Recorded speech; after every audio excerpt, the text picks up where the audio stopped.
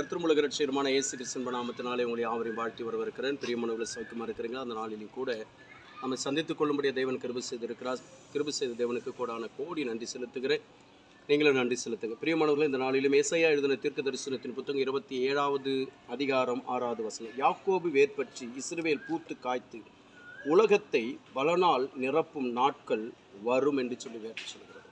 இன்றைக்கு கனி கொடுக்காதபடி வாழ்க்கையில் ஒரு புழுப்பூச்சி கூட உண்டாகாதபடிக்கு, ஆசீர்வாதம் இல்லாதபடிக்கு, நன்மைகள் இல்லாதபடிக்கு, வறுமையோடும் மலட்டுத்தன்மையோடும் பிரச்சனைகளோடும் போராட்டங்களோடு கூட வாழ்ந்து கொண்டிருக்கிற உன்னை பார்த்து ஆண்டவர் சொல்கிறாரு, யாக்கோபு வேர் பற்றி இஸ்ரவேல் பூத்து காய்த்து இந்த உலகத்தை தன்னுடைய பலனால் நிரப்பக்கூடிய நாட்கள் வரும் என்று சொல்லி ஆண்டவர் சொல்லுகிறார்.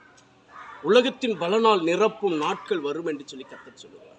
பிரியமான என் அன்பு தேவ பிள்ளையே, உன்னை வேர்பற்றி ஊன்றும்படியாய், நீ பூத்து காய்த்து கனி கொடுக்கும்படியாக, இந்த உலகத்தினுடைய பலனால் நீ நிரப்பப்படும்படியாக ஆண்டவர் உன் வாழ்க்கையை மாற்றுகிறார். அல்லேலூயா.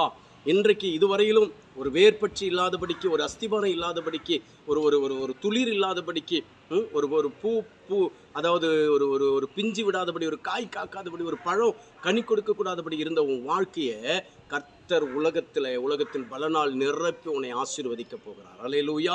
இனி நீ என் அன்பு தேவ பிள்ளையே, எல்லாருக்கும் முன்பாக அஸ்திபாரமாய் வேரூன்றி நிற்கத்தக்கதான காரியத்தை கர்த்தர் இன்றைக்கு உனக்கு செய்ய போகிறார். ஆகையால் பயப்படாதிருங்கள் தேவ பிள்ளையே. வெறுமையை கர்த்தர் ஆசீர்வாதமாய் மாற்றுகிறார்.